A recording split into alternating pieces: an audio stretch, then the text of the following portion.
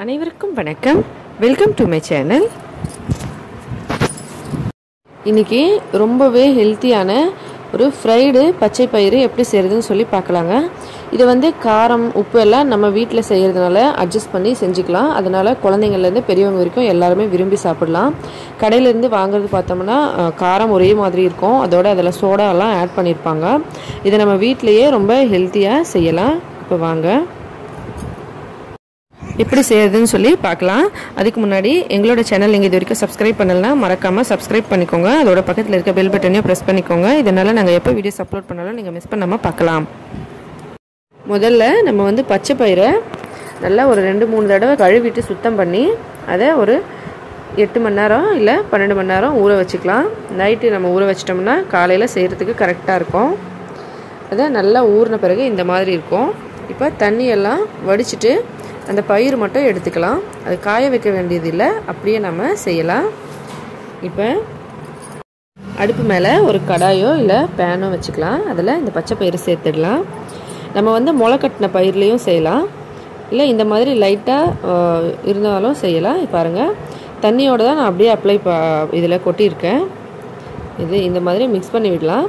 Mix பண்ணி விட்டு ஒரு 1 மினிட்லேயே அந்த தண்ணியெல்லாம் இழுத்துக்கும். நமக்கு அந்த பச்சை பயிர் மட்டும் தெரியும் பாருங்கள். ஒரு 1 மினிட் கூட ஆகலைங்க, அதுக்குள்ளே பார்த்தீங்கன்னா தண்ணியெல்லாம் நல்லா இழுத்துக்குச்சு. இதே மாதிரி நம்ம இன்னும் கொஞ்சம் நேரம் இப்படி ஃப்ரை பண்ணலாம். இது நல்ல ஒரு கிறிஸ்பியாக மொறுமொறுன்னு வர அளவுக்கு நம்ம இதை ஃப்ரை பண்ண போகிறோம்.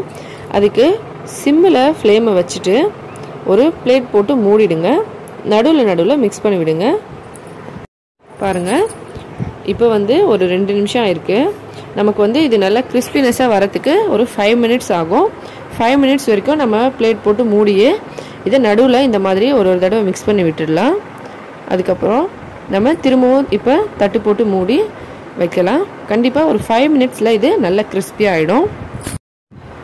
இந்த மாதிரி பார்த்தாலே உங்களுக்கே தெரியும், இந்த தண்ணி சுத்தமாக இருக்காது. அதோட நம்ம அந்த கரண்டியில் கலக்கும்போது அந்த கிறிஸ்பினஸ் சவுண்ட் வரணும். அந்த அளவுக்கு நம்ம இதை இந்த மாதிரி ஃப்ரை பண்ணணும்.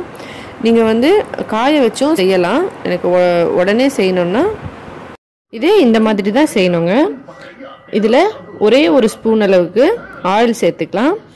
எப்போனா இது நல்ல கிறிஸ்பினஸ் ஆனது உங்களுக்கு தெரிஞ்ச பிறகு தான் நீங்கள் ஆயில் சேர்க்கணும். ஒன்ஸ் நீங்கள் நல்லா இந்த மாதிரி வறுத்துட்டே இருக்கும்போது ஒரு 5 மினிட்ஸ்க்கு அப்புறம் நல்ல கிறிஸ்பினஸ் வந்துடும் அந்த பச்சை பயிரில். அதுக்கப்புறமா தான் ஒரே ஒரு ஸ்பூன் ஆயில் சேர்க்கணும். ஆயில் சேர்த்துட்டு இதை நல்லா மிக்ஸ் பண்ணிவிட்டு காரத்துக்கு ஏற்ற மாதிரி மிளகாத்தூளும் உப்பும் சேர்த்துக்கோங்க. உங்களோட டேஸ்ட்டுக்கு ஏற்ற மாதிரி. குழந்தைங்களுக்கு கொடுக்குறதா இருந்தால் காரம் கொஞ்சம் கம்மியாக கொடுங்க.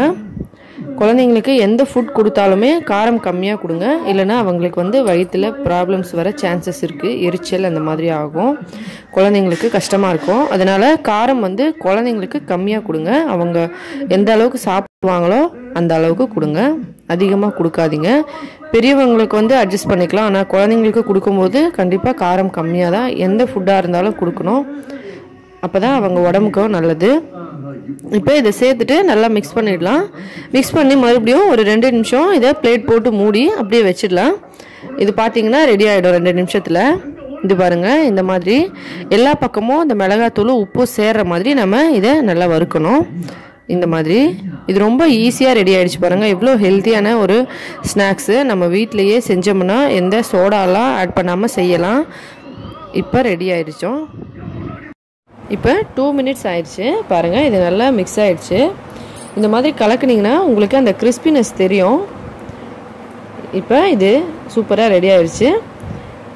இதை அடுப்பை ஆஃப் பண்ணிவிட்டு கொஞ்சம் ஆற வச்சுட்டு சாப்பிடலாம். குழந்தைங்களுக்கு கொடுங்க, பெரியவங்களும் செஞ்சு சாப்பிடுங்க. ரொம்பவே ஹெல்த்தியான ஸ்நாக்ஸு.